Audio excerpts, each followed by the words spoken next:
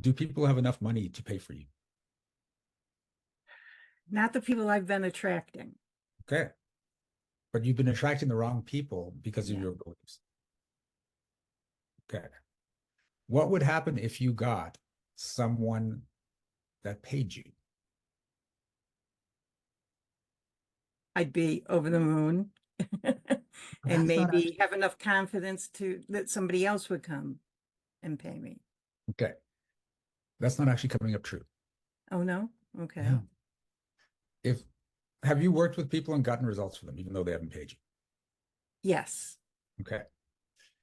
If they suddenly pay you, is there more at stake? Yes. Yeah. So that's the problem. Okay. Because you believe there's more at stake when they pay you. So you don't show up as you. The you when there was no money is the you that gets results because you're just coming from your joy, your experience, your value. As soon as you decide, well, now that they're paying me, I've got to amp it up. That's saying now that they're paying me, I can't be me anymore. I have to be more than me. Right?